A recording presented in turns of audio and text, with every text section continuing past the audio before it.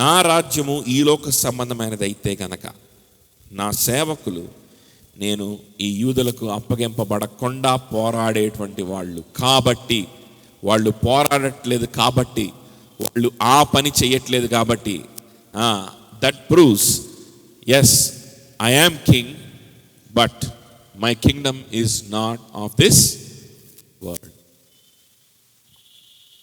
Proof ఏంటి? Proof ఏం చెప్తున్నాడు పిలాతుకి?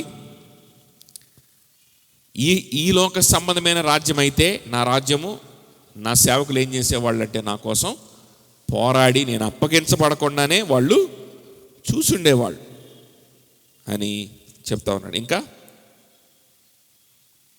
అందుకు పిలాతు నీవు రాజువా అని ఆయన అడుగగా యేసు నీవన్నట్లు నేను రాజుని, సత్యమును గూర్చి సాక్ష్యమిచ్చుటకు నేను పుట్టితిని, ఇందు నిమిత్తమే ఈ లోకమునకు వచ్చి తిని, సత్య సంబంధి అయిన ప్రతి వాడును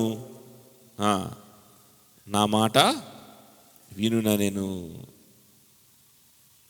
సరే, ఆ తర్వాత ఉన్నటువంటి మాట మనం ఇప్పుడు ధ్యానం చేసుకోవడానికి టైం కూడా ఉండదు. సత్యం అనగానేమి అని పిలాతు అడుగుతూ ఉంటాడు. సరే చూడండి, ఇక్కడ ప్రభువారు ఏమంటున్నారంటే, ఒకవేళ నా రాజ్యం కనుక ఈ లోక సంబంధమైనది అయితే నా సేవకులు నా కోసం పోరాడేవాళ్ళు. ఇక్కడ ప్రభు ఒక ప్యారలల్ చూపిస్తూ ఉన్నాడు, లేకపోతే ఒక కంపారిజన్ చూపిస్తూ ఉన్నాడు పిలాతుకు కూడా మనకు కూడా.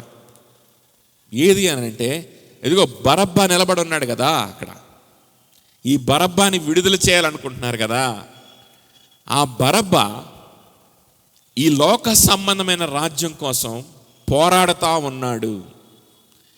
ఆ బరబ్బా ఈ లోక సంబంధమైనటువంటి వాటి తోటి ఆయన మనసు హృదయము నింపబడి ఉంది. ఆయన స్థాపించాలనుకున్నటువంటి రాజ్యం ఈ లోక సంబంధమైనది. ఆయనకు సేవకులు ఉన్నారు, సైనికులు ఉన్నారు, బలగం ఉంది. వారందరూ కూడా కలిసి చేయాలనుకుంటున్నటువంటిది ఏంటంటే ఈ లోక సంబంధమైన రాజ్యాన్ని స్థాపించాలని వారు అనుకుంటున్నారు. This is what they are trying to do. Okay, బరబ్బా తన అనుచరులు చేయాలనుకుంటున్నటువంటి విషయం ఇదే. కానీ నా రాజ్యము ఈ లోక సంబంధమైనది కాదు. అతని రాజ్యము, స్థాపించాలనుకున్న రాజ్యము ఈ లోక సంబంధమైనది కనుక తనకు అనుచరులు ఉన్నారు, సేవకులు ఉన్నారు, లేకపోతే మనోడే ఒక ఆర్గనైజేషన్లో సేవకుడిగా ఉన్నాడు. వారు పోరాడి తప్పించుకొని వారి యొక్క అజెండాని వాళ్ళు ఏం చేయాలనుకున్నారు? ఫుల్ఫిల్ చేయాలనుకున్నారు. At the same time compare with Jesus, యేసయ్యతోటి కనుక మనం కంపేర్ చేసుకుంటే ఈయన రాజ్యము ఈ లోక సంబంధమైనది కానే కాదు. ఈ లోక సంబంధంగా ఏదైనా స్థాపించాలని కానీ సాధించాలని కానీ ఆయనకి ఎటువంటి ఆలోచన లేదు. నా రాజ్యము ఈ లోక సంబంధమైనది కానే కాదు. చూడండి, నూతన నిబంధనలో రెవల్యూషన్ పక్కన పెట్టేస్తే రెస్ట్ ఆఫ్ ద ఓల్డ్ టెస్ట్మెంట్లో రాజ్యం, కింగ్డమ్ అనే మాట చాలా స్పష్టంగా ఎక్స్ప్లెయిన్ చేయబడింది. ఇదిగో ఈ సందర్భంలోనే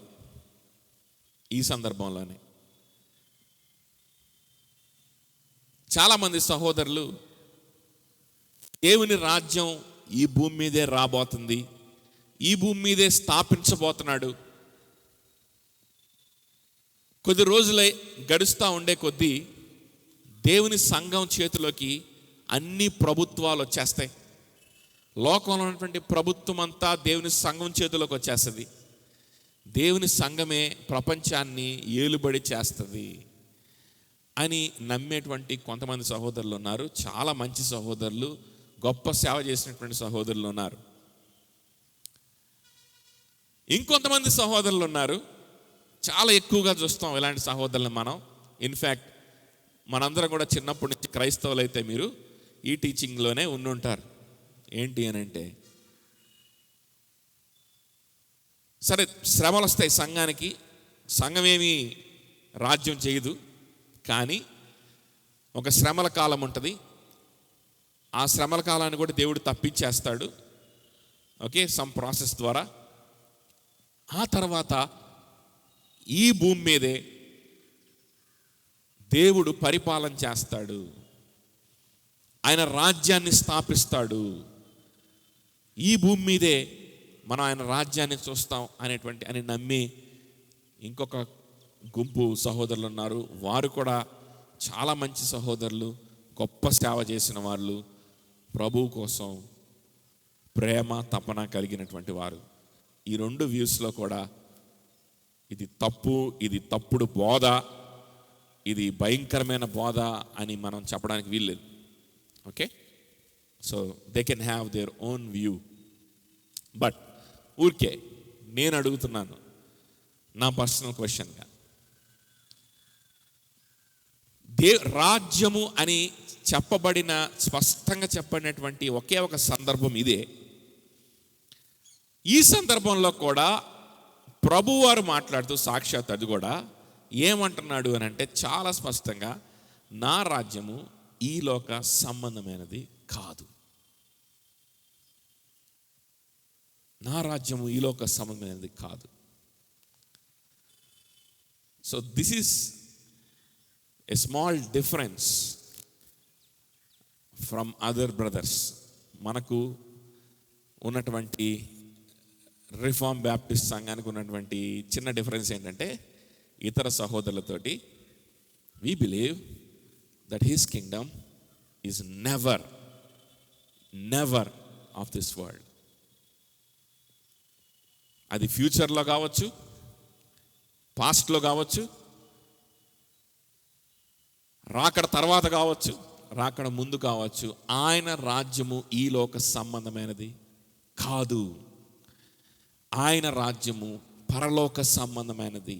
His kingdom belongs to eternity. His kingdom belongs to eternity. His kingdom is a spiritual kingdom. ఆయన రాజ్యంలో మనం ఉన్నాము. ఆయన రాజ్య వ్యాప్తి కోసం మనం పనిచేస్తున్నాము అని అంటే, అది ఆత్మీయ రాజ్యం. అది నిత్యత్వానికి సంబంధించినటువంటి ఆత్మీయ రాజ్యము. మన ఆత్మల మీద ఆయన ఏలుబడి చేసేటువంటి రాజ్యం అది. ఏ విధంగా రాజు?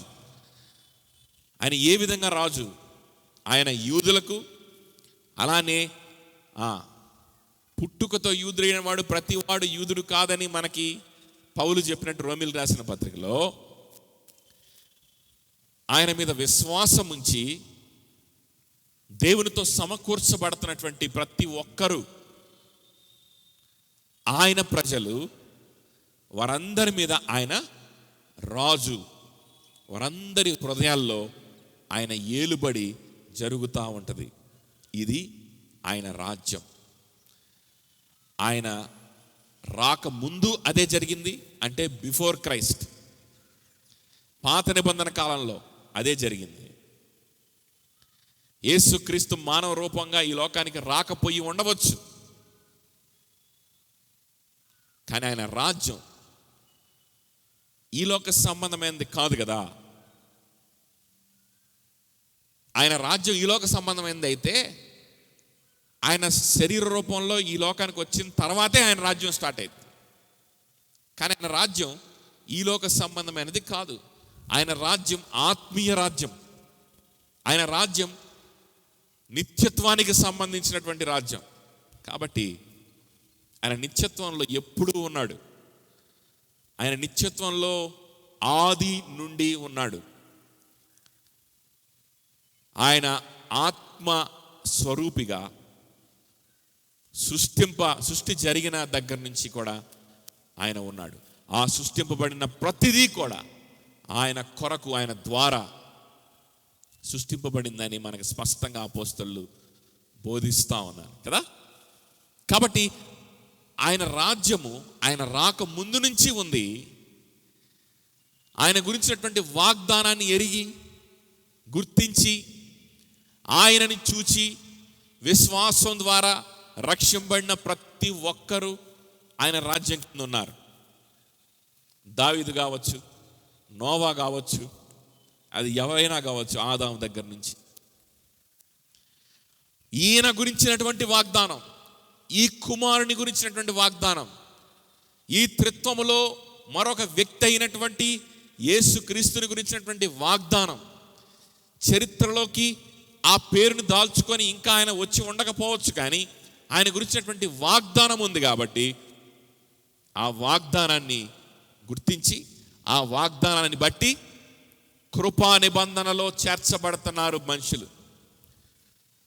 అది ఆయన రాజ్యం. వారి హృదయ మండలాలు ఈయన యొక్క రాజ్యం. వారి యొక్క హృదయ క్షేత్రాల్లో ఈయన యొక్క రాజ్యము జరుగుతూ ఉంది. సంఘములో ఈయన రాజ్యం జరుగుతూ ఉంది. ఇంకొక రకంగా చెప్పాలంటే, సో ఈయన రాజ్యం ఇది ఈ లోక సంబంధమైనది కాదు.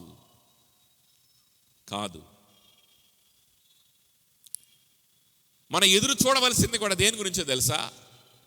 ఈ లోకంలో ఎప్పుడు నేను ఆధిపత్యంలోకి వస్తాను, సంఘం ఎప్పుడు ఆధిపత్యంలోకి వస్తుంది, ఈ లోకంలో మళ్ళా ఎప్పుడు దేవుడు వచ్చి ఇక్కడ ఎప్పుడు స్థాపిస్తాడని కాదు. నువ్వు నేను ఎదురు చూడ, ఒకవేళ అలా ఎదురు చూడదలుచుకుంటే okay, it's not a big mistake, but I don't prefer to look forward for such a kingdom.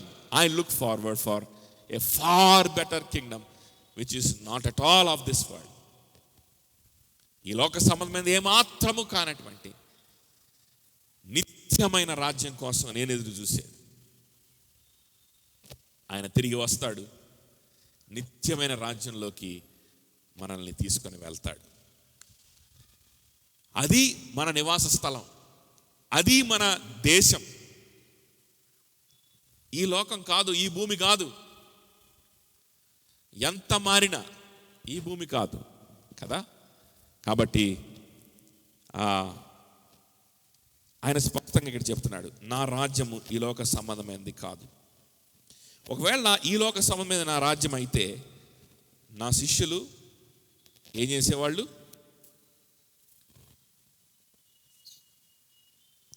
నా శిష్యులు ఏం చేసేవాళ్ళు అని అంటే, వాళ్ళు నా కోసం పోరాడి నేను అప్పగించబడకుండా వారు ప్రయత్నం చేసేవాడని అక్కడ చెప్తా ఉన్నాడు.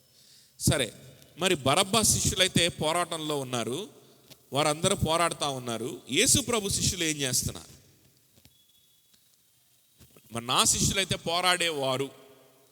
సరే, ఆయన రాజ్యం ఈ లోక సంబంధం కాదు కాబట్టి తన శిష్యులు ఆ విధంగా పోరాటలేదు. మరి ఏం చేస్తున్నారు కదా? చూడండి, యోహాను సువార్త 17వ అధ్యాయం 6వ వచనం. లోకము నుండి నీవు నాకు అనుగ్రహించిన మనుష్యులకు నీ నామమును ప్రత్యక్షపరచితిని. I have manifested your name to them. లోకము నుండి నువ్వు నాకు అనుగ్రహించావు. ఎప్పుడు అనుగ్రహించావు? రీసెంట్గా కాదు, భూమి పునాది వేయక మునిపే లోకము నుండి నువ్వు నాకు కొంతమందిని నా చేతికి అప్పగించావు. చూడండి, తండ్రికి కుమారునికి మధ్యలో ఉన్నటువంటి కాన్వర్జేషన్, ప్రార్థన, ఇది ఏ లెవెల్లో ఉంటాయనంటే ఇటర్నిటీ లెవెల్లో ఉంటాయి. మన మేధాశక్తికి అర్థమయ్యేటువంటి కాన్వర్జేషన్ కాదు. అంటే అర్థమవుతుంది, కానీ ఏ లెవెల్లో వాళ్ళు మాట్లాడుకుంటున్నారు, దేని గురించి మాట్లాడుకుంటున్నారు, ఎప్పుడు జరిగిన దాని గురించి మాట్లాడుకుంటున్నారని ఆలోచన చేస్తే నాకు నీకు మనసులకు అర్థం కానటువంటి విషయం. అందుకనే ఆయన శ్రేష్టమైన ప్రధాన యాజకుడు, ఆయన గొప్ప ప్రధాన యాజకుడు, మనుషులెవ్వరూ కూడా చేయలేనటువంటి గొప్ప యాజకత్వం చేసేటువంటి గొప్ప ప్రధాన యాజకుడు అని పౌలు మాట్లాడుతూ ఉంటాడు. హెబ్రీ గ్రంథకర్త మాట్లాడుతూ ఉంటాడు కదా. We have a much better high priest in Jesus Christ. ఎందుకు? అహరోను వంశస్థులైనటువంటి మనుషులైనటువంటి ప్రధాన యాజకులు మన కోసం విజ్ఞాపన చేస్తే అది ఏ లెవెల్లో ఉంటుందంటే అది చాలా తక్కువ లెవెల్లో ఉంటుంది. కానీ ఈ ప్రధాన యాజకుడు విజ్ఞాపన చేస్తూ ఉన్నప్పుడు అది స్పిరిచువల్ లెవెల్లో ఉంటుంది, అది ఎటర్నిటీ లెవెల్లో ఉంటుంది. భూమి పునాది వేయక మునుపు దగ్గరికి వెళ్ళిపోతున్నాడు, ఇటర్నిటీలోకి వెళ్ళిపోతా ఉన్నాడు. ఇటర్నిటీలోకి వెళ్ళిపోయి ఏం చెప్తా ఉన్నాడంటే, నువ్వు నాకు వీరిని అప్పగించావు, వీరికి నేను నిన్ను బయలుపరిచాను, నీ నామమును బయలుపరిచానంటే నీ గుణగణాలను బయలుపరిచాను, నువ్వెట్లా ఉంటావో స్పష్టంగా వీళ్ళకి చూపించాను అని అర్థం. అంటే విజువల్ ఎఫెక్ట్ చూపించకపోవచ్చు, కానీ వారికి మనస్సులకు, వారి హృదయాలకు నువ్వెలా ఉంటావో కంప్లీట్గా అర్థమైపోయేలాగా నేను చేశాను. వాళ్ళ కంటితో చూడకపోయినా నన్ను చూశారు అని తండ్రితోటి కుమారుడైనటువంటి వాడు, ఈ వ్యక్తి కాన్వర్జేషన్ చేస్తూ ఉన్నాడు. ప్రభువారు కాన్వర్జేషన్ చేస్తూ ఉన్నారు.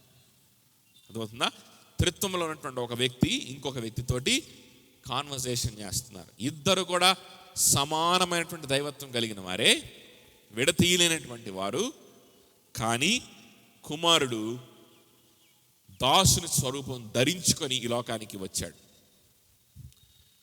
ఇప్పుడు ఏ వర్క్ అక్కడ చేస్తున్నాడు అని అంటే ప్రధాన యాజకుడుగా అక్కడ పనిచేస్తున్నాడు. సో వీరికి నేను నిన్ను బయలుపరిచాను ప్రభువా, వీరి హృదయానికి నువ్వెవరో అర్థమయ్యేలా చేశాను, నువ్వెంత ప్రేమిస్తావో అర్థమయ్యేలా చేశాను, నువ్వెంత పరిశుద్ధుడివో అర్థమయ్యేలా చేశాను. అర్థమవుతుందా? So what were the disciples of Jesus Christ doing? యేసుక్రీస్తు ప్రభు వారి డిసైపుల్స్ ఏం చేస్తున్నారు? ఈ లోక సంబంధమైనది అయితే వాళ్ళు పోరాడేవాళ్ళు, కానీ పోరాడట్లేదు. కానీ ఏం చేస్తున్నారు? ప్రశ్న, సమాధానం. Number 1, they are knowing the heavenly father. Next verse 8 చూడండి, 17 యోహాను 17లోనే 8వ వచనం. నీవు నాకు అనుగ్రహించినవన్నీ నీ వలననే కలిగినవని వారిప్పుడు ఎరిగి ఉన్నారు. నేను వారి కొరకు ప్రార్థన చేయుచున్నాను, లోకము కొరకు ప్రార్థన చేయుటలేదు. నీవు నాకు అనుగ్రహించి ఉన్నవారు నీ వారైనందున, 8వ వచనం, నీవు నాకు అనుగ్రహించినవన్నీ నీ వలననే కలిగినవని వారిప్పుడు ఎరిగి ఉన్నారు.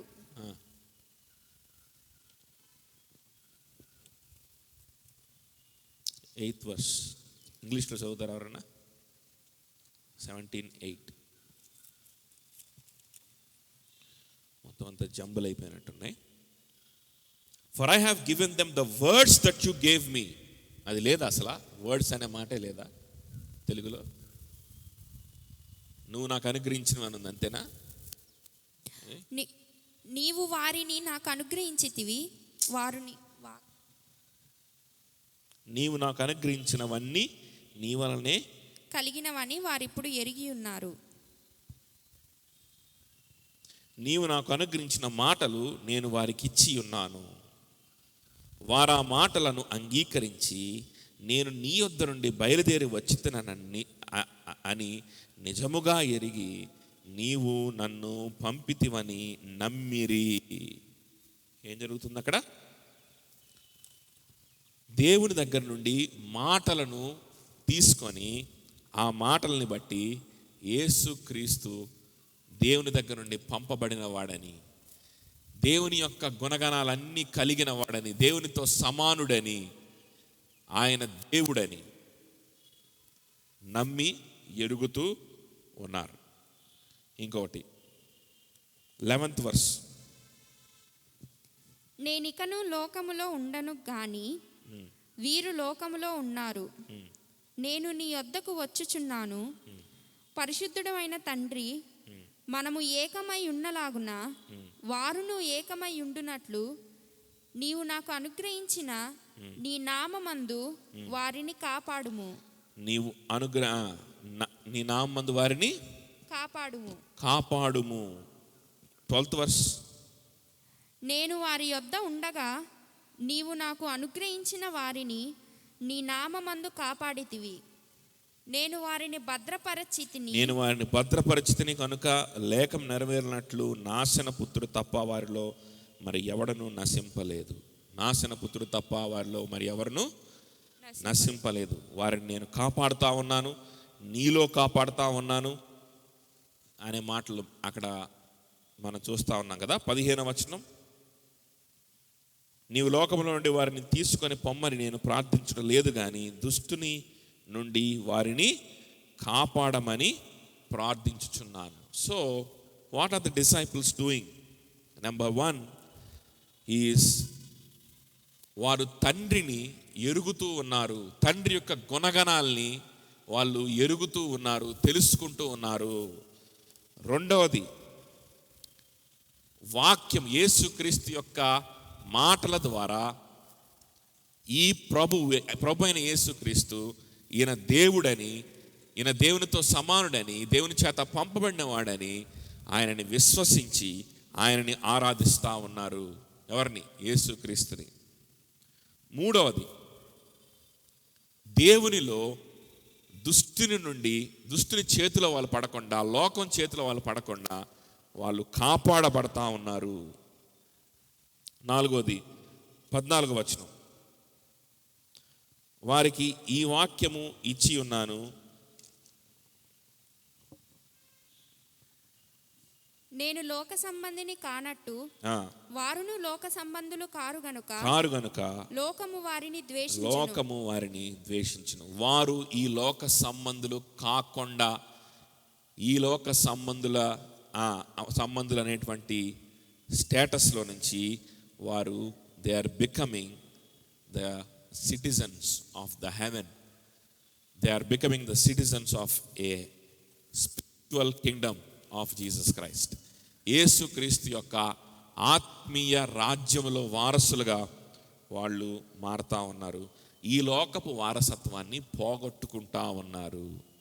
అర్థం చేసుకోండి, చాలా ఇంపార్టెంట్ విషయాలు, జాగ్రత్తగా అర్థం చేసుకోండి.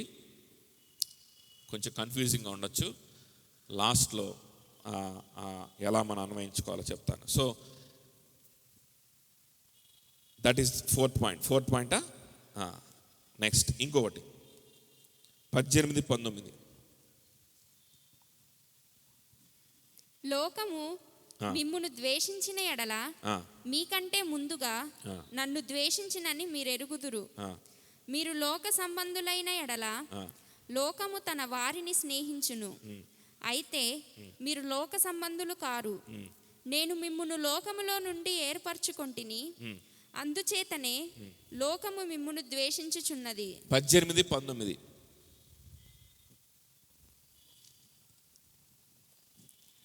నీవు నన్ను లోకమునకు పంపిన ప్రకారము నేనును వారిని లోకమునకు పంపితిని. వారిని లోకములోనికి పంపితిని. వారును సత్యమందు ప్రతిష్ఠ చేయబడినట్లు వారి కొరకై నన్ను ప్రతిష్ఠ చేసుకొనుచున్నారు. వారు సత్యమునందు ప్రతిష్ఠ అవునట్లు నేను వారి కొరకు సత్యమునందు I consecrate myself that they also may be sanctified in truth. నేను వాళ్ళని లోకములోకి పంపిస్తున్నాను, లోకానికి ఒక మాదిరిగా పంపిస్తున్నాను, లోకానికి ఒక పత్రికలుగా పంపిస్తున్నాను. దేనికి పత్రికలుగా, దేనికి మాదిరిగా? ఇహలోక సంబంధమైనటువంటి రాజ్యముకు కాక ఆత్మ సంబంధమైనటువంటి రాజ్యముకు వారసులు ఎలా ఉంటారని లోకానికి చూపించడానికి, అటువంటి రాజ్యం ఒకటి ఉందని, ఆ రాజ్యానికి ప్రతినిధులుగా, అంబాసిడర్స్గా వాళ్ళని ఈ లోకములోకి పంపిస్తున్నాను. అది దానికి అర్థం. పంపిస్తున్నాను కాబట్టి ఊరకనే వాళ్ళని ఆ లోకంలోకి పంపించడం కాదు, వాళ్ళ మీదే టాస్క్ అంతా వేసి, వాళ్ళ మీదే భారం అంతా వేసి నేను పంపించడం కూడా కాదు. కానీ ఇక్కడ ఏమంటున్నాడంటే వాళ్ళని పంపిస్తూ వాళ్ళని సత్యమునందు ప్రతిష్ఠిస్తున్నాను. I am sanctifying them with your truth. సత్యము, వారిలో సత్యము తప్ప అసత్యం ఉండకుండా వారిలో సత్యము తప్ప అబద్ధం ఉండకుండా నిత్య జీవం వాళ్ళకు కలుగునట్లు, పవిత్రమైనటువంటి జీవితం వారికి కలుగునట్లు, నిష్కలంకమైన జీవితంలోకి వాళ్ళు దినదినము మారునట్లు, వాళ్ళ మనసులంతా కూడా నీ వైపు తిప్పబడినట్లు దినదినము వారు ఆ విధంగా రూపాంతరం చెందేలాగా వారిని నేను లోకంలోకి పంపించి అనేక మందికి మాదిరిగా వాళ్ళని నిలబెడుతున్నాను. ఇలా చేయడానికి గాను నేను first I consecrate my self అంటున్నాడు. అర్థమవుతుందా? ఐ కాన్సిక్రేట్ మై సెల్ఫ్ అంటే నన్ను నేను ప్రతిష్ఠించుకుంటున్నాను, నన్ను నేను సపరేట్ చేసుకుంటున్నాను. వారిని పంపించి నేను ఊరకనే కూర్చోను, వారిని పంపించి నిరంతరం వారి కోసం విజ్ఞాపన చేసేవాడిగా ఉంటాను. వారిని పంపించి పరిశుద్ధాత్మ దేవుడు వారిలో కార్యం చేస్తూ ఉంటాడు. అట్ ద సేమ్ టైం వారి గురించి విజ్ఞాపన చేస్తూ, వారి బలహీనతల నిమిత్తం విజ్ఞాపన చేస్తూ, వారిని పరిపాలిస్తూ, వారిని పరచబడేలాగా నేను నిర్వహించడానికి నేను బాధ్యత తీసుకుంటున్నానని ప్రభు వారు చెప్తున్నారు. సో ఈ లోక సంబంధమైనటువంటి రాజ్యము, ఆయన రాజ్యము ఈ లోక సంబంధమైనది కాదు అని పిలాతుకు ధైర్యంగా ఆయన ఎందుకు చెప్పాడో తెలుసా? Because of what is going on in the lives of his disciples. ఆయన శిష్యుల జీవితంలో జరుగుతున్న దాన్ని బట్టి ఆయన ధైర్యంగా ఆ మాట చెప్పగలిగాడు. అంటే ఏంటి? శిష్యుల గొప్పతనమా ఇది? శిష్యులు యేసు ప్రభుకు ధైర్యాన్ని ఇస్తున్నారా? శిష్యుల్ని బట్టి ధైర్యంగా మాట్లాడుతున్నాడా? శిష్యుల్ని బట్టి చూసుకొని ఆ శిష్యులు అంత బాగున్నారని చెప్పి చూపించుకుంటున్నాడా? అసలు వాస్తవానికి ఏం చేస్తున్నాను? ఫిజికల్గా మనం చూస్తే, మనం చారిత్రకంగా చూస్తే, మనం ముందు వాక్యాలు చదువుకుంటా వస్తున్నాం కదా. ఏం చేస్తున్నారు శిష్యులు? ఏం చేస్తున్నారు? నెంబర్ 1, బరబ్బా ఎట్లాగైతే కత్తి తీసుకొని నరహత్య చేయడానికి ప్రయత్నం చేశాడో, చేసి జైల్లో పడ్డాడో, అదే పని శిష్యులు చేయడానికి ప్రయత్నించారా లేదా? పేతురు కత్తి తీసుకున్నాడా లేదా? కోసాడా లేదా? ఎస్. బరబ్బా చేసినటువంటి నేరం, చెరసాల్లో వేయబడ్డానికి అర్హమైనటువంటి నేరం. ప్రభువే గనక ఆ చెవిని మళ్ళా తీసి స్వస్థపరచకపోయి ఉంటే ఈ పాటికి సిలువ, మన పేతురు గారు కూడా పక్కన ఇంకో సిలువలో వేలాడుతూ ఉండేవాడు. ఎందుకు? త్యాగం చేసి కాదు, ప్రభులాగా పవిత్రంగా బ్రతికి కాదు, నేరం చేసి. ఆ ఇద్దరు దొంగల్లో ఒక దొంగ అయి ఉండేవాడు. ఎవరు? పేతురు, అపోస్తలుడు, దేవుని యొక్క శిష్యుడు. ఆ పని చేశాడు. తర్వాత ఏం చేశారు? సరే, ఈయన ఎప్పుడైతే ఇదంతా నాకు తెలియకుండా జరగట్లేదు, నాకు తెలిసే జరుగుతుందని చెప్పి మాటలు మాట్లాడడం ప్రారంభించాడో, మీరు ఎందుకు నన్ను దొంగను పట్టుకుంటున్నారు? ఎందుకు ఇలా అవమానిస్తున్నారు? నాకు తెలుసు నేను పట్టబడతానని, ఇది నా ప్రణాళికే, ఇది మీ అధికారం ఇక్కడ జరుగుతుంది అనుకుంటున్నారేమో, కాదు, నా అధికారమే జరుగుతుంది అని ఎప్పుడైతే అన్నాడో, ఓ నాయన ఈయనేంటి ఎట్లాగా మాట్లాడుతున్నాడు, మరి మన పరిస్థితి ఏంటి అని విశ్వాసం ఉంచలేక అవిశ్వాసంలో పడిపోయినటువంటి శిష్యులు అక్కడి నుండి ఎటోడు అటు పారిపోయినట్లుగా మనం చూసాం కదా. ఒక యవనస్తుడైన శిష్యుడైతే దిగంబుడై పరిగెత్తి పారిపోయినట్లుగా చూసాం. This is what is happening physically, historically with the disciples of Jesus Christ. యేసు ప్రభు శిష్యుల జీవితంలో జరుగుతున్నటువంటి విషయాలు ఇవి వాస్తవానికి. కానీ ప్రభు పిలాతు ముందు నిలబడి ఈ బలహీనులైనటువంటి శిష్యుల గురించి ఏం సాక్ష్యం ఇస్తున్నాడో చూడండి. ఈ బలహీనులైన శిష్యుల గురించి కేవలం ఈ లోక సంబంధమైన ఆలోచనలు, వారి మైండ్ని, వాళ్ళ యొక్క బ్రెయిన్స్ని, వారి యొక్క హృదయాల్ని ఏ క్షణానైనా పట్టుకొని కబళించగలిగినటువంటి దుస్థితిలో, దీనస్థితిలో ఉన్నారు మనోళ్ళు. Any time thoughts about this world, the cares about this world, ఇహలోక సంబంధమైన ఆలోచనల చేత పట్టబడి బంధింపబడి ఉక్కిరి బిక్కిరి చేయబడే పరిస్థితిలో, దుస్థితిలో, దీనస్థితిలో, బలహీనతలో ఉన్నారు వీళ్ళు. కానీ ప్రభువారు పిలాతుతోటి చాలా స్పష్టంగా చెప్తున్నటువంటి మాట చూడండి, ఎంత కాన్ఫిడెంట్గా చెప్తున్నాడో చూడండి. నా శిష్యులు ఏం చేస్తున్నారో తెలుసా? నా కోసం పోరాడట్లేదు, ఇహలోక సంబంధమైనటువంటి రాజ్యము కోసము వారు ఎదురు చూడట్లేదు. నా రాజ్యం ఇహలోక సంబంధమైనది అయితే వారు ఆ పని చేస్తూ ఉండేవాళ్ళు. But my disciples are different. నా శిష్యులు, ఎస్, సిమిలారిటీస్ ఉన్నాయి, మిగిలిన మనుషులతో సిమిలారిటీస్, వాళ్ళు మనుషులే కదా, సిమిలారిటీస్ ఉన్నాయి, బలహీనతలు ఉన్నాయి, లోక సమమైన ఆలోచనలో పడిపోయేటువంటి స్వభావం ఉంది, పాపంలో పడే స్వభావం ఉంది, భయంలో పట్టబడేటువంటి స్వభావం ఉంది. కానీ వారికి ఇంకొక స్వభావం ఉంది, మీకెవ్వరికి లేనటువంటి స్వభావం ఒకటి ఉంది. వాళ్ళకి స్వభావం అనకూడదు దాన్ని, ఒకటి ఉంది వాళ్ళ దగ్గర. వాళ్ళ స్వభావం ఏంటంటే పాప స్వభావమే. వాళ్ళ స్వభావం ఏంటంటే బలహీనతలో పడిపోయే స్వభావమే. ఎప్పుడు పడితే అప్పుడు లోకమంతా హృదయంలోకి తెచ్చుకునే స్వభావమే. కానీ ఈ besides this they have something else. వారిలో ఇంకొకటి ఉంది. అదేంటో తెలుసా? సత్యం. ఆ సత్యం ఏంటో పిలాతుకు అర్థం కాదు, ఎవరికి పడితే వాడికి అర్థం కాదు. భూమి పునాది వేయక మునిపే ఎవరినైతే తండ్రి ఎన్నుకొని కుమారుడి చేతికి అప్పగిస్తాడో వారికి మాత్రమే సత్యం అంటే ఏంటో అర్థమవుతుంది, మిగిలిన ఎవరికి కూడా అర్థం కాదు. అది వారి దగ్గర ఉంది. ఏంటి సత్యం? ఈ సత్యం వారిని ఏం చేసింది? ఈ సత్యాన్ని బట్టి వాళ్ళలో ఏం జరుగుతుంది అని అంటే, ఇప్పుడు మనం చూసినటువంటి 6 పాయింట్లు ఇవి జరుగుతుంది వాళ్ళ హృదయంలో. ఈ పరిస్థితిలో ఈ ప్రక్రియ వారి హృదయంలో జరుగుతుందని, వారి జీవితంలో జరుగుతున్న సంగతి వాళ్ళకు కూడా స్పష్టంగా తెలియదు.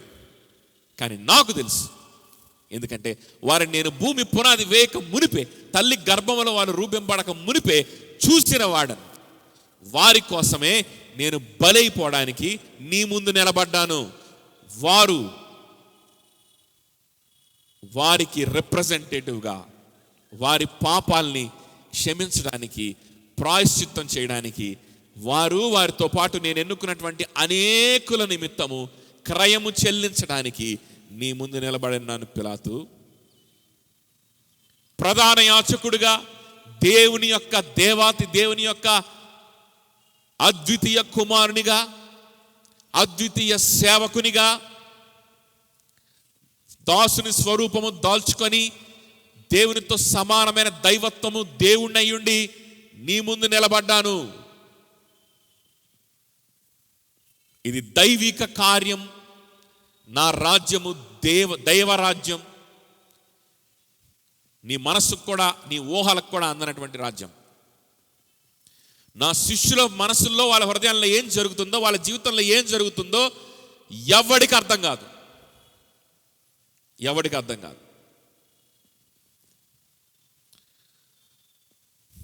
చూసే వాళ్ళకి ఏం అర్థమవుతుందంటే, పేతురు 3 సార్లు యేసుప్రభు ఎవరో తెలియదని చెప్పాడు. ఏదో తిరిగాడు ఆయన చుట్టూ, కనిపించాడు, రెడ్ హ్యాండెడ్గా పట్టుబడ్డాడు. ఎవరని అడిగితే, ఆయనతో ఉన్నామని అడిగితే ఏం చెప్తున్నాడు? ఆయన ఎవరో నాకు తెలియదని చెప్తున్నాడు. ఒట్టు పెట్టుకుంటున్నాడు, శపించుకుంటున్నాడు. ఏం శిష్యులరా బాబు ఈయనకి అనుకోవచ్చు కదా. అక్కడ ఉన్నటువంటి సైనికులు వాళ్ళందరూ ఆ విధంగా అనుకోవచ్చు. దిగంబరుడై వస్త్రాలు ఉన్నాయో చూసుకోకుండా పరిగెత్తి పారిపోయినటువంటి శిష్యుని చూసి, అరే ఏం పారిపోతున్నాడు రా, ఏం శిష్యులు తయారు చేసుకున్నాడు రా ఆయన అనుకొని ఉండొచ్చు. మళ్ళా యూదులకు రాజు అంట, మళ్ళా దేవుని కుమారుడు ఎన్ని పిచ్చి పిచ్చి మాటలు మాట్లాడి అనవసరంగా సిలువ వేయించుకుంటున్నాడు. శిష్యుల్ని కూడా సరిగ్గా సంపాదించుకోలేకపోయాడు, మొత్తం చెదిరిపోయారు. But they can never understand what is going on in the lives of his disciples. They might have never imagine what those disciples are going to do in that century.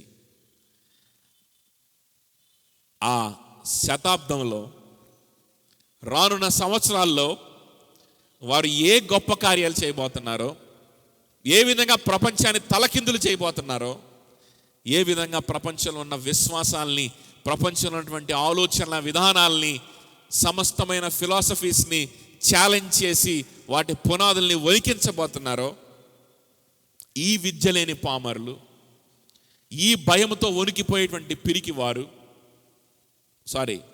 అనకూడదు, వాళ్ళని భయస్థులు అనాలి కదా. ఎస్, సత్యముని ఎరిగిన వాడు ఎవడు ఎప్పుడు కూడా పిరికివాడిగా ఉన్నాడు. కానీ భయంతో పట్టబడుతున్నారు, చింతలతో పట్టబడతా ఉన్నారు. అందరి వలె బలహీనతలు కలిగినటువంటి వీళ్ళు ప్రపంచాన్ని వణికించబోతున్నారని ఎవ్వరూ ఊహించుండరు. కానీ ప్రభువుకు తెలుసు, భూమి పునాది వేయక మునుపు నుంచే తెలుసు. And it is true for you and me also. నీ గురించి, నా గురించి కూడా ఇది సత్యమే. నీ జీవితంలో నీకు అర్థం కాకపోవచ్చు, నాకు అర్థం కాకపోవచ్చు. యేసుక్రీస్తుకు నీ జీవితాన్ని నువ్వు ఇస్తూ ఆయన కోసం బ్రతకడానికి, ఆయననే నీ జీవితంలో మొదటి వ్యక్తిగా కలిగి ఉండడానికి, ఆయననే నీ యొక్క అత్యున్నతమైనటువంటి బహుమానంగా నువ్వు పెట్టుకోవడానికి, నీ ఉద్యోగం, నీ డబ్బు, నీ చదువు, నీ మనుషులు, నీ యొక్క బంధువులు, నీ స్నేహితులు పక్కన పెట్టి అన్నిటికంటే ఎక్కువగా ఆయన్ని నువ్వు చూసి, ఎస్ వీటన్నిటికంటే ఎక్కువ ఆయనే, వీటన్నిటికంటే నాకు నా మీద రాజ్యం ఏలాల్సింది ఆయనే రాజు, నాకు బదులుగా క్రయధనము చెల్లించడానికి ఈ లోకానికి వచ్చాడు, మరణించాడు, నా మీదకి రావాల్సిన శిక్ష, నా మీదకి రావాల్సిన నరకపు శాపం, అవమానం ఆయన భరించాడు. ఆయనకి నా జీవితాన్ని ఇవ్వకుండా ఇంకెవ్వరికి నా జీవితాన్ని ఇవ్వడానికి ఎవరికి అర్హత లేదు. ఏ డబ్బుకి అర్హత లేదు, ఏ ఉద్యోగానికి అర్హత లేదు, ఏ కెరియర్కి అర్హత లేదు, ఎవరికి అర్హత లేదు. He alone deserves my life అనేటువంటి సత్యం నీ హృదయంలో ప్రతిష్ఠిస్తూ ఉండగా నువ్వేం చేస్తావంటే, ఆ విధంగా అంగీకరించి ముందుకు వస్తూ ఉంటావు. లేకపోతే ఆ విధంగా అంగీకరించి, ఆ విధంగా ఒప్పుకొని నువ్వు ముందుకు వస్తూ ఉండగా నీకు అర్థమవుతుంది అప్పుడు, ఎస్ నా ప్రభు, నా దేవుడు నా హృదయంలో ఈ సత్యాన్ని ప్రతిష్ఠించాడు కనుక నేను ఈ విధంగా ముందుకు వస్తున్నాను తప్ప లేకపోతే వచ్చేటువంటి సీను నాకు లేదు. ఈ విధమైన విశ్వాసం ఉంచేటువంటి అర్హత, కెపాసిటీ నాకు లేదు. ఈ విధంగా ఆయన వైపు ఆకర్షితుడయ్యేటువంటి మనసు నాకు లేదు. నేను ఎలా ముందుకు వస్తున్నాను, నేను ఎలా ఆయనకి దగ్గర అవుతున్నాను, ఎలాగా మిగిలినవన్నీ విడిచిపెట్టుకొని ఆయనకే నా సమస్తాన్ని అర్పిస్తున్నాను అని అంటే, ఆయన నా హృదయంలో సత్యముతో నన్ను ప్రతిష్ఠిస్తున్నాడు, సత్యములో నన్ను ఆయన పరిశుద్ధపరుస్తున్నాడు గనుక అనే సంగతి నీకు నాకు అర్థమవుతుంది. ఇది మానవుడికి అర్థం కానటువంటి విషయం, లోకానికి అర్థం కాని విషయం, ఏ హృదయముకు గోచరము కాని విషయం, ఏ కంటికి కనిపించని విషయం, ఏ చెవికి వినిపించినటువంటి విషయం.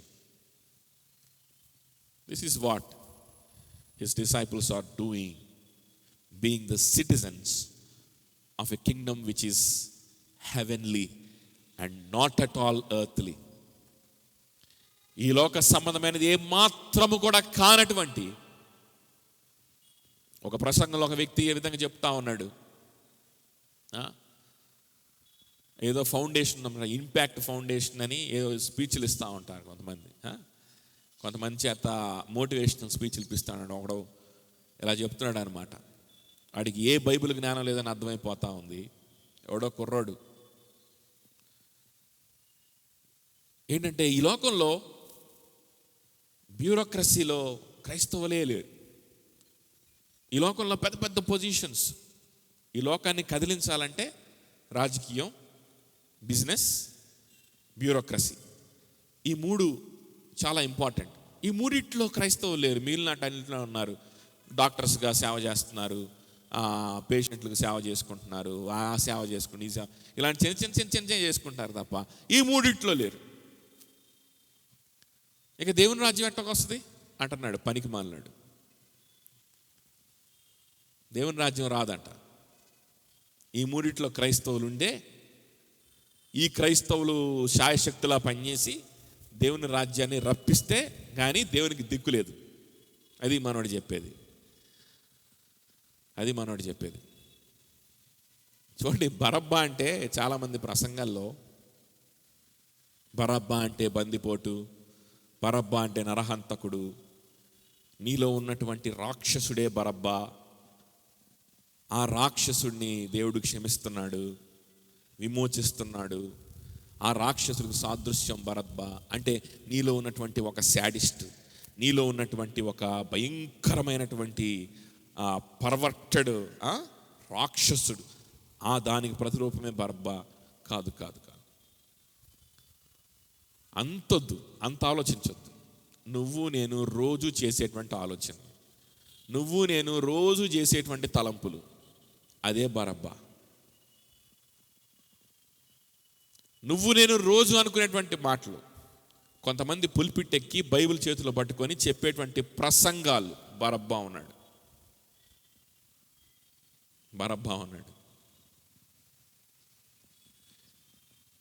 నేను దేవుని రాజ్యానికి నా శాయశక్తులా కష్టపడి, నా తెలివితేటలతోటి, నా డబ్బుతోటి, నా డెవలప్మెంట్ తోటి దేవుని రాజ్యానికి ఏదో చేద్దాం అనుకున్న ప్రతి వాడు, అదిగో బరబ్బా, వాడే బరబ్బా.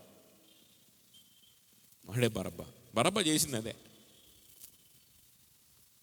మీకు ఆ విషయం తెలుసా? యేసు ప్రభు శిష్యులు కూడా ఫస్ట్లో అదే చేద్దాం అనుకున్నారు. కానీ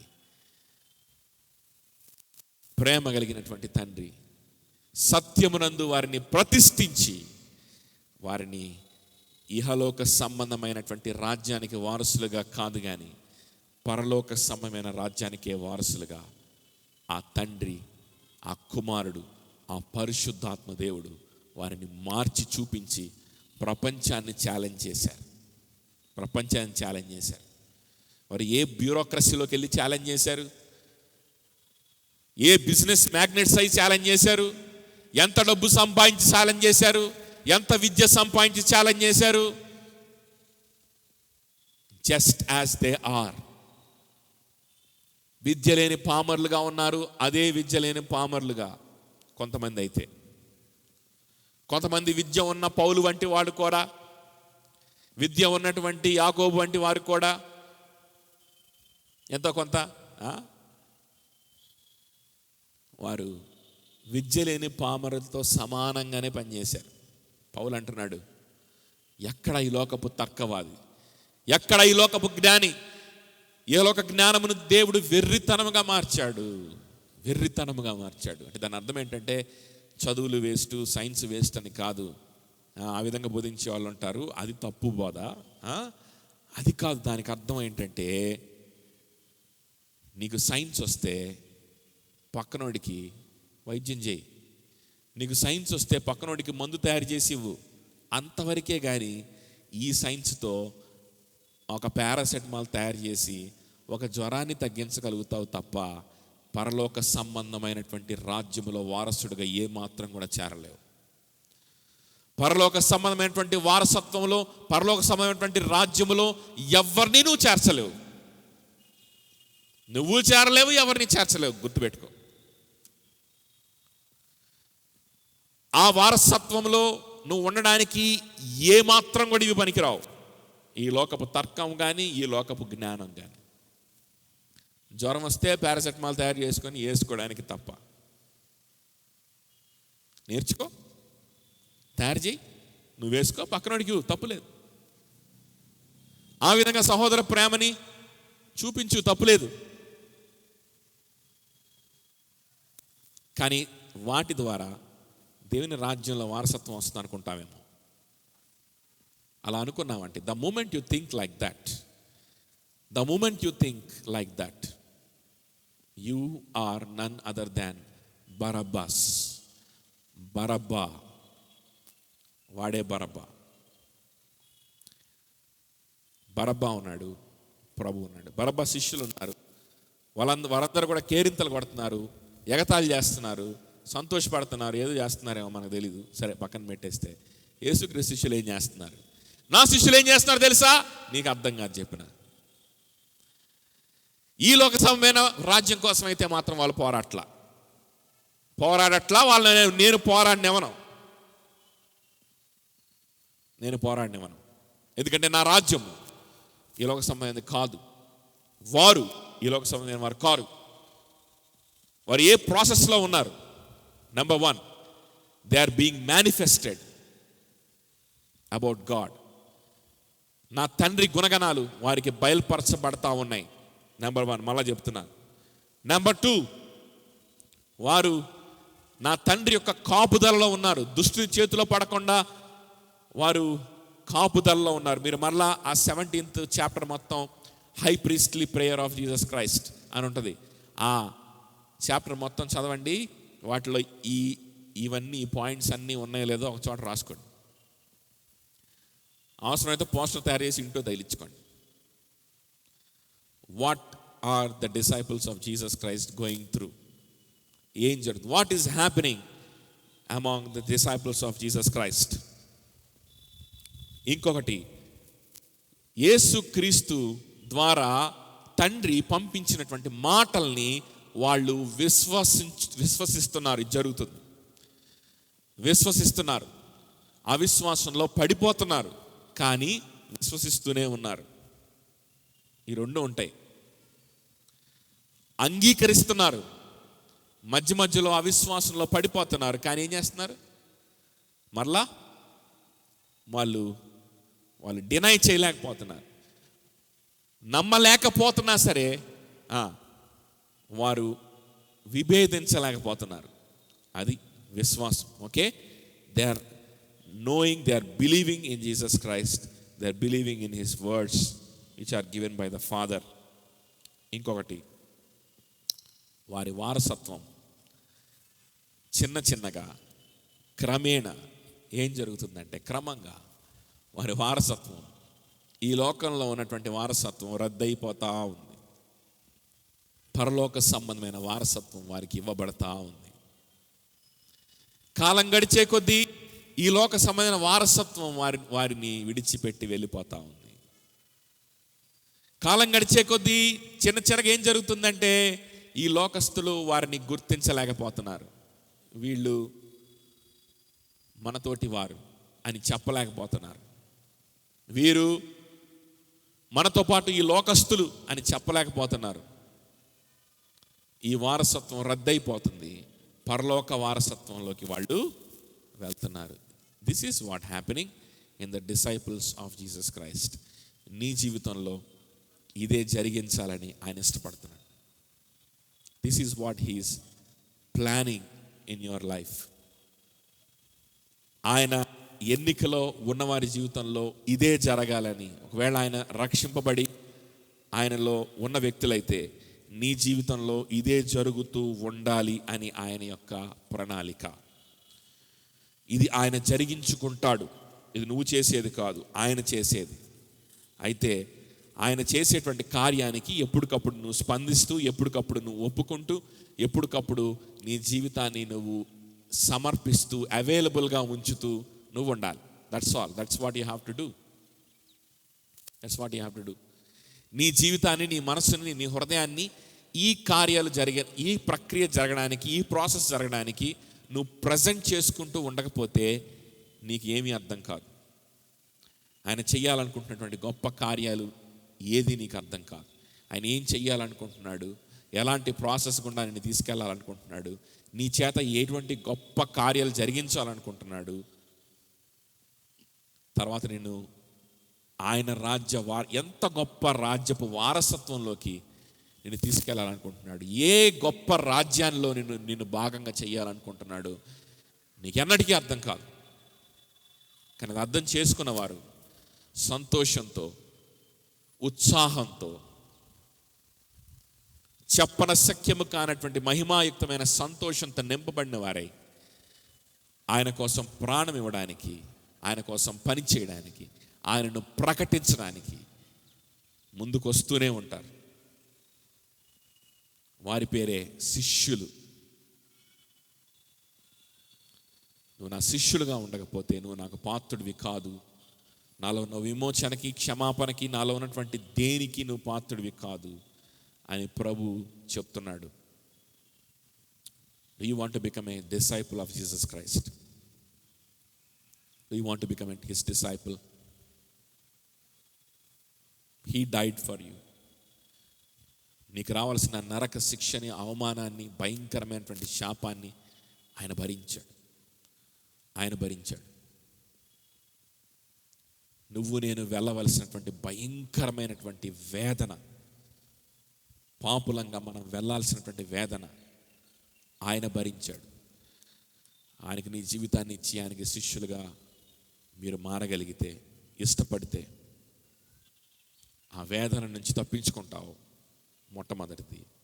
రెండవది, ఆయన రాజ్యములో వారసుడిగా నువ్వు ఉంటావు. ఆయన రాజ్యంలో వారసుడిగా నువ్వు ఉన్నప్పుడు ఆయన కాపుదలలో ఉంటావు. ఆయన ఇచ్చే విశ్వాసములో నువ్వు ఎదుగుతూ ఉంటావు. ఈ లోకపు వారసత్వం పోగొట్టుకుంటూ ఉంటావు.